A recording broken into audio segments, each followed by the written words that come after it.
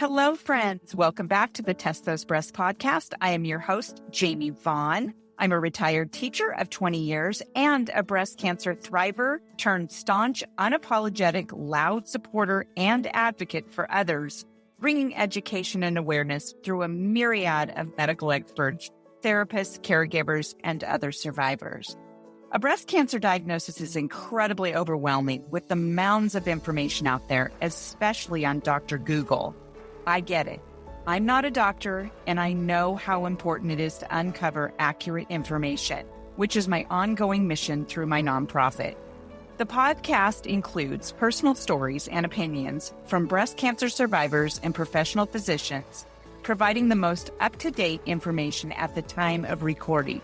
Evidence, research, and practices are always changing, so please check the date of the recording and always refer to your medical professionals for the most up-to-date information. I hope you find this podcast a source of inspiration and support from my guests. Their contact information is in the show notes, so please feel free to reach out to them. We have an enormous breast cancer community ready to support you in so many ways. Now let's listen to the next episode of Test Those Breasts. Well, hello, friends. Welcome back to this episode of Test Those Breasts. I am your host, Jamie Vaughn, and today I have a fellow breast cancer survivor friend, Tiffany Williams, on my show. Tiffany is a breast cancer warrior and survivor whose strength runs deep. Before her diagnosis, she was the bubbly, hardworking woman who lit up every room and balanced life with being a dedicated nana raising her grandson. Everything changed the moment she was diagnosed, facing the fear of not beating cancer and the heartbreaking question of how to explain it to her family. Through treatment, she pushed forward because her family needed her, and she refused to give up. Today, as a survivor, Tiffany describes herself as more compassionate, more patient, easier to talk to, and profoundly thankful. Her story reflects resilience, love, and the transformation that comes from fighting for your life and the people who depend on you. Well, hello, Tiffany. Welcome, welcome, welcome. How are you doing today? Beautiful. How about yourself? I'm doing good. I just have had such a busy morning, and seems like I'm a retired teacher, so I feel like I shouldn't be so busy, but I am.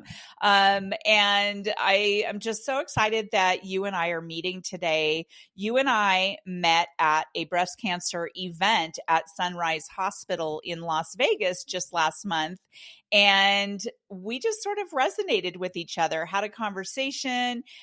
You told me some deeper stories about your life and your treatment and your diagnosis and all the things. And I'm just grateful that you have decided to share your story with the breast cancer community. I think your story will resonate with quite a few people. So what I would like to start with is a question that I always ask survivors, because it's a deep question and it makes people think about who they were. I want to know, who was Tiffany before breast cancer?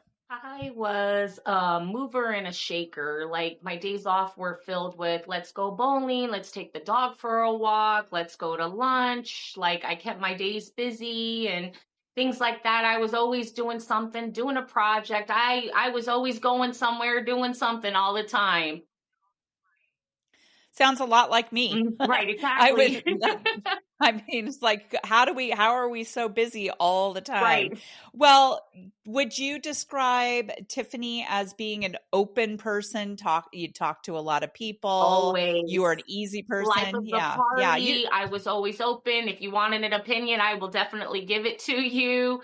I was always there for everybody. I had all kinds of friends, and I was living a good life. Yeah.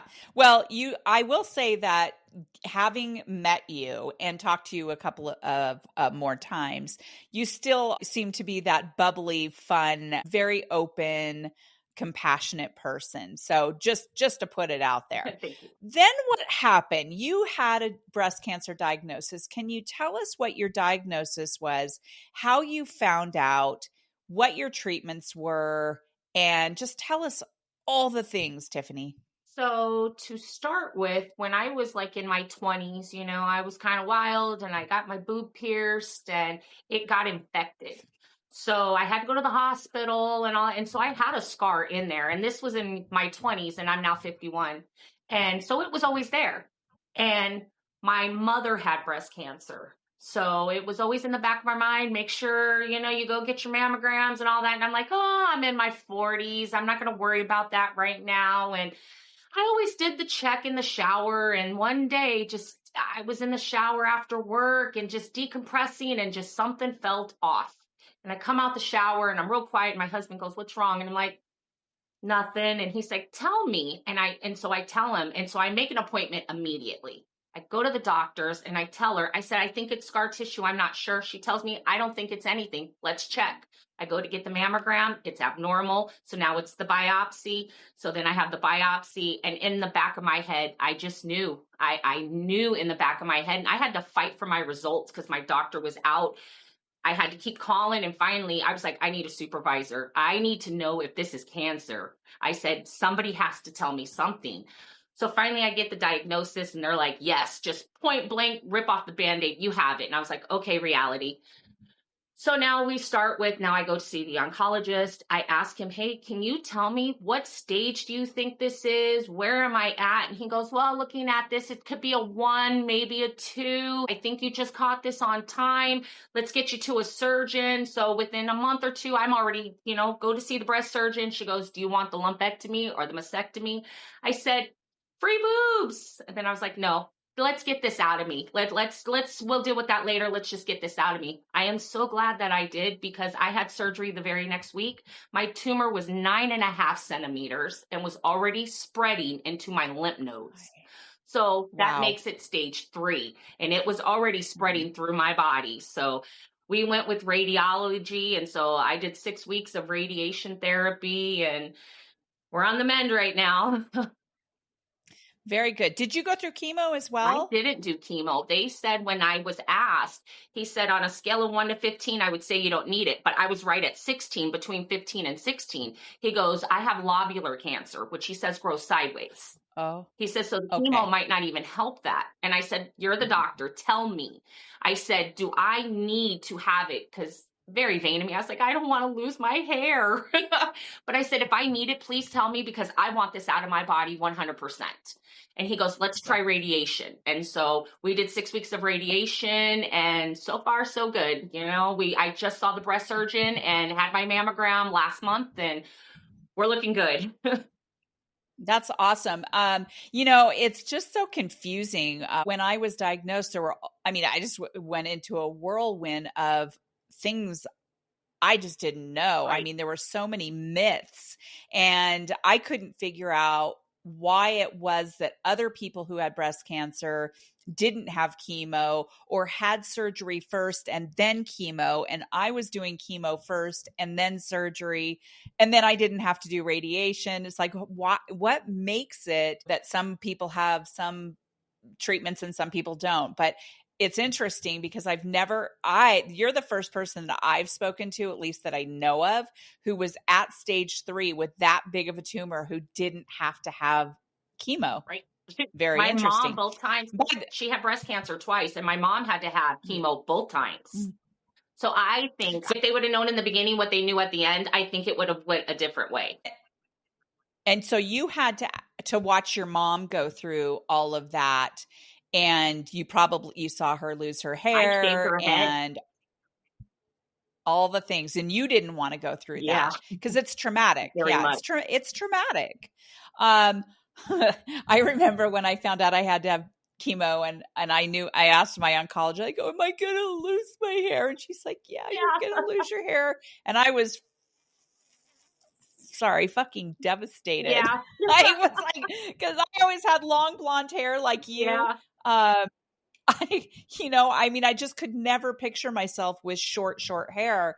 And so my friends took me to go get this badass haircut. It was like this A-line. It shaved the whole side of my head. It was awesome. I saw the picture. Yeah, there were like 3 or 4 of my friends that took me, and I ended up really loving the haircut itself. But then my first week of chemo, it started falling out that week. And then my husband shaved it. And by that time I had already accepted that I was going to be bald and all of that.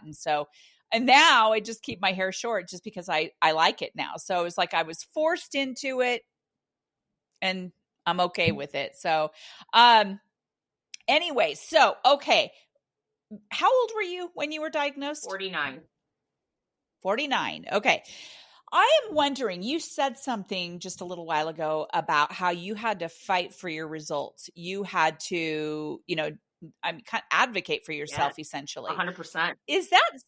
Is that something that Tiffany would have done in her younger years, Oh, in no. her 20s or 30s? Oh, no. I'd have been like, you know what? The results are what they are. If they were really important, they'd call me. I'll just wait for them to call me. Yeah.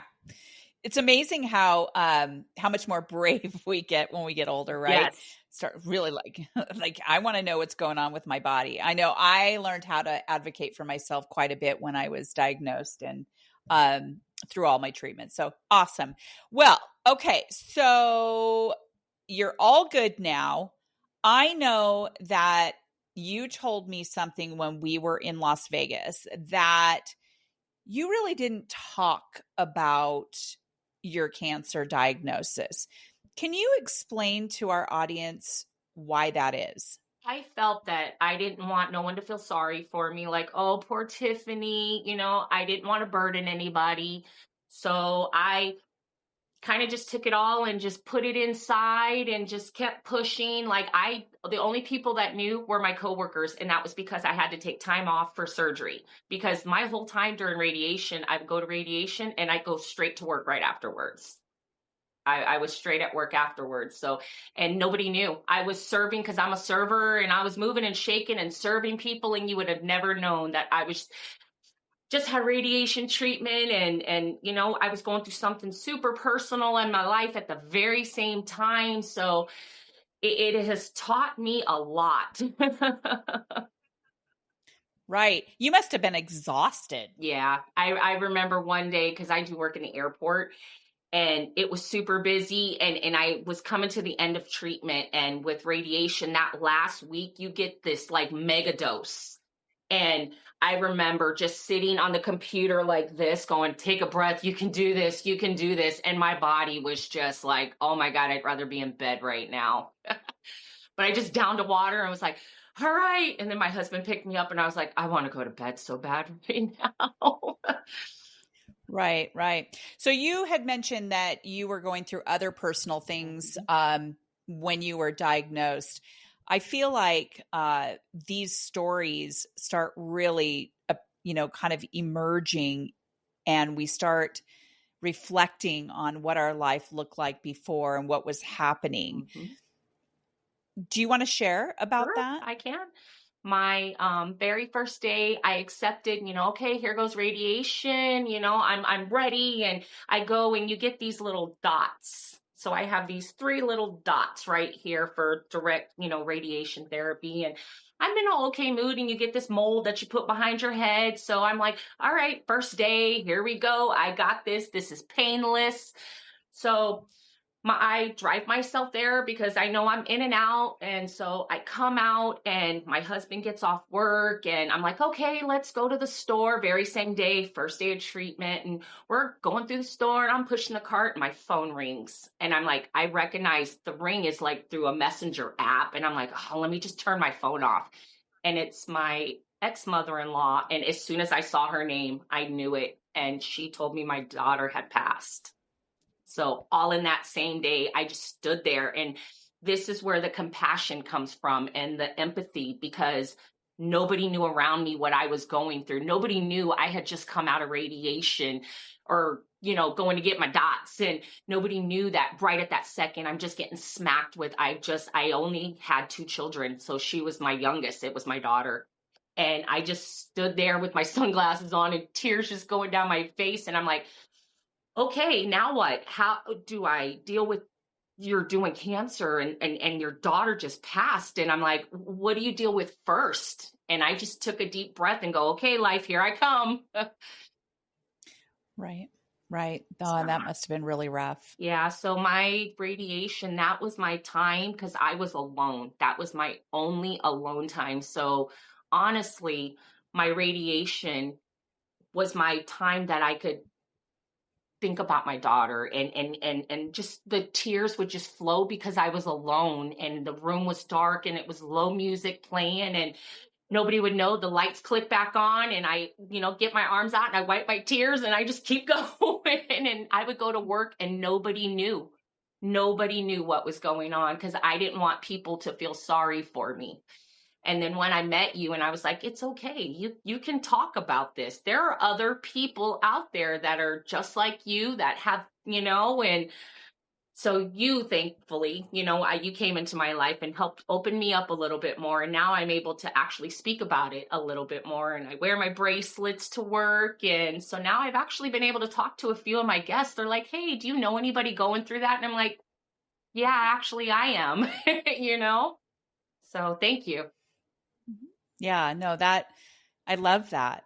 Thank you for bringing that up. What is it inside people who suppress what they're going through, especially something like this, and feel like they are burdening other people? Is that something that is a woman thing? I mean, I just feel like people have such a hard time feeling like they don't deserve to be cared for by other people. I always think about that and why we do that. And my husband is the first to tell me, he's like, Tiffany, it's okay. You can not feel good today. You can be sad today. You can be angry today. You could be, and I know in the shower and I just sit there and I'm like, okay, is today a sad day? Is today a happy day? What is today? And I have to tell myself, because I'm at that age too, where, kind of going through the change of life at the same time. And, you're on the medicine that does your hormones up and down. And I don't know if I want to cry 1 minute or scream 1 minute or give you a hug. So I have to embrace that it's okay to have these feelings as well. Yeah, it is. I was wondering what your mom was like when she was going through her My cancer. mom, and I think this is probably where I got it from as well, is because I didn't know my mom had been diagnosed. I remember taking my kids to school, and the school happened to be right behind her house. And she said, hey, Tiffany, can you stop? And I'm going to work right after this. Hey, Tiffany, can you stop by the house real quick? And I said, sure, no problem. And I come in and she takes off her hat and there's bald spots. And I was like, whoa, what happened to you? And she said, Tiffany, I have cancer. Will you shave my head? And I'm like, Mom, I'm going to work. And I'm sitting there shaving her head and the tears are going. I'm like, why would you not tell me? I could have went to the doctors with you. I could have been there for you. She said the same thing. You have a busy life. I didn't want to burden you. So now I think about it. That's probably where I got it from too, is I don't want to burden nobody. I don't want to bother nobody. Okay. Yeah. I was kind of curious about that. Yeah, and how old were you at the time? Believe it or not, me and my mom, she found out she had cancer at 49 as well. So I caught it at the same age that she did. So I would have been in my early 30s when I found out. And then my mom passed when I was 39. Okay. Did she pass away from her breast cancer? No, she had breast cancer twice and then died of lung cancer. So she had cancer 3 times in 10 years. Oh my goodness. And I held her hand and she died. And I told her it was okay. I got this. And, just put on my big girl pants. And yeah, I told her it was okay. And I watched her pass from lung cancer. There you go. You said you put on your big girl pants. Yep. Like you felt that you needed to just plow right through and not hold empathy for yourself and any kind of compassion. You just had a life to run. I tell my husband when he tells me, you're one of the strongest women I've ever met. And I said, do you know how many of us are out there? And I said, I have to be thankful that I woke up today. So many people didn't wake up today. I am thankful that I have a cancer that is actually beatable. I am so thankful that I have a roof over my head. I have pretty much my health besides, the C thing going on. But other than that, there are so many people that have it so much worse than I do, So be thankful for what you have.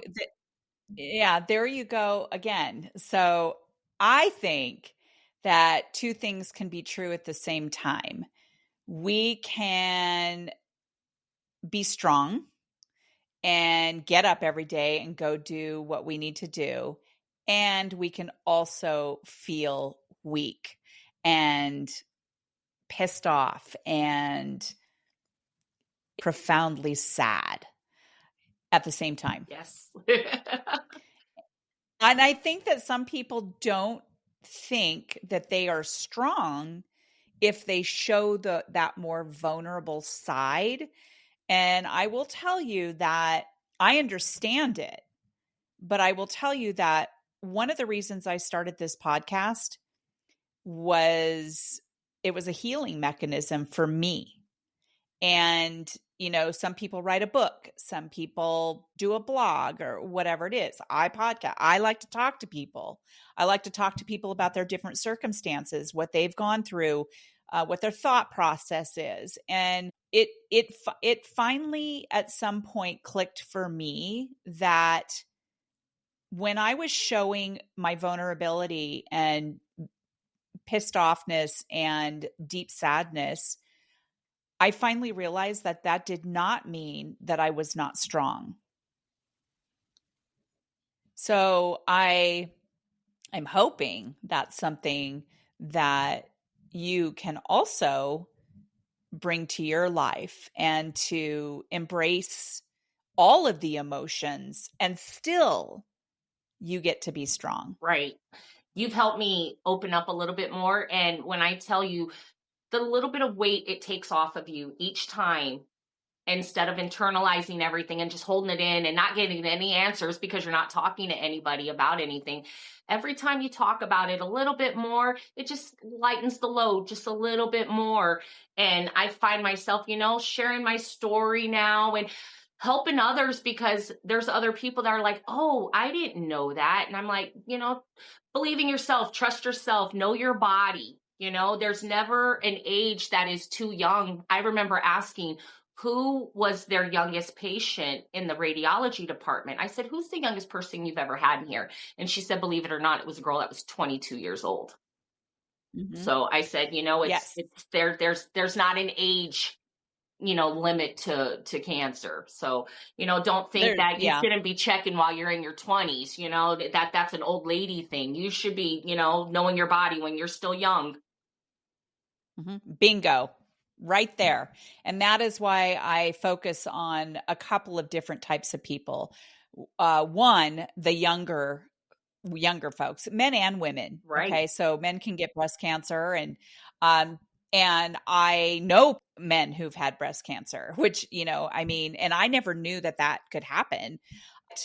So younger women in their 20s and 30s that I have interviewed before, but also for people who've never even been diagnosed. And I had a friend of mine one time ask me, why is part of your audience people who've never been diagnosed? And I said, because they need to know, they need to be aware of their body. They don't know what they don't know. And when they're younger, it's harder for them sometimes because they really have to advocate for themselves. Yeah. There are doctors who are fantastic out there, and there are doctors who are dismissive.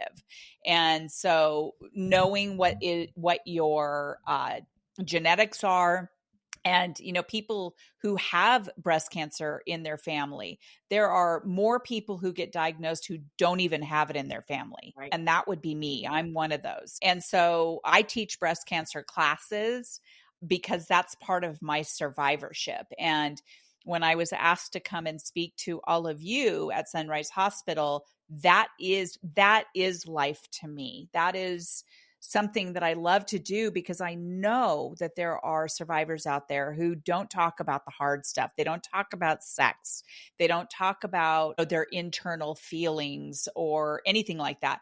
And one of the questions I talked about there was caregivers. So your husband, I got to meet him. He was a really wonderful man. He's a good support system.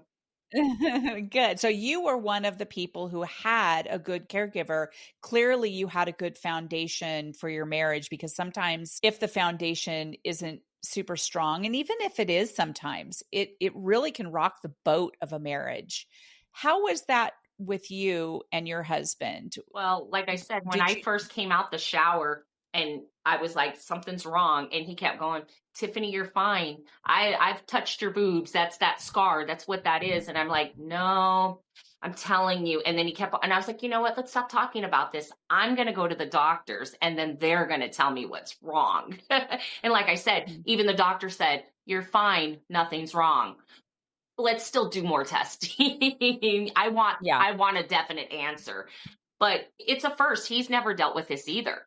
Because I'm a very strong and independent person, I said, let me internalize this for a moment. And when I'm ready to share, and he's like, I'm here, Tiffany. I'm not going to burn you. I'm not going to bombard you with questions. But I caught him on his phone, looking up things for me. And he's like, Tiffany, I'm here if you want to talk. And he was at all my appointments. He held my hand as I was going into surgery. He was taking all the goofy pictures I asked him not to take, with my bouffant on going, being rolled down the hallway. But he has been there and up at 4:00 in the morning with me when I wasn't feeling well, and telling me it's going to be okay, and he's still going to be there. And, he's been great.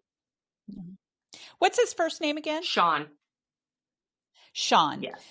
How is your marriage today? Is it even stronger? Oh, 100%, 100%. Cause he tells me, he's like, Tiffany, I can't believe you just get up and push through every day. And I'm like, what do you do? Just fall apart? I have a life. I have a family. Like, I'm not going to let this detour my life. I'm still young. I feel I have a lot of life ahead of me, and we have a lot of life between us. And like I said, he's in the breast surgeon's office with me asking more questions than I was. And he says he goes with me, like, to the oncologist. He goes, Tiffany, because you're looking at like want, and he tells me all the numbers when I get back home, because I'm so nervous when I go to these appointments. Like, I'm catching every other word that they're saying. I'm like, just tell me, is it fatal? Tell me, what is it? What is something going to happen to me worse when this is all over? One thing I do want to tell people that they did not tell me, I live here in Las Vegas. First day of radiation treatment, when I'm actually in there and I'm doing it, I say loudly, I can't wait to get out of here so I can go swimming. You can't get in the pool. They didn't tell me this. So anybody watching this, you can't get in the pool while you're doing radiation treatment. Mm-hmm. Nobody told me that. Yeah. And sometimes we find out things afterwards, like the whole lymph node removal. There are certain things you cannot do. Now. I have lymphedema now. So when you go and get your blood work done, don't do it on the same side you had surgery on. Right. No more tattoos. Nope. Can't sit in the hot tub. Yep. I do anyway, showers, but can't have the hot showers.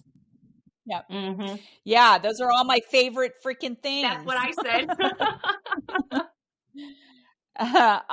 So in your survivorship, I know that you are just real new at really talking about things and helping others. What do you envision yourself doing moving forward to help the breast cancer community? I am lately trying to speak more about it, and I wear my bracelets and things like that to bring attention to it. So when people can, give them the opportunity to, hey, and that's how it happened the other day. Do you know somebody going through that? And then they had questions, and I said, well, I can tell you from my personal experience. So you can take that with you. And then if you know someone else, so I believe in talking to people and answering questions. And I ask questions now. So I have more questions. So I'm actually able to ask people, so what was your journey like? Because we all have different ones, we all have a different journey, so not everybody's life is going to be the same. And just because somebody was going through this doesn't mean you're going to go through this,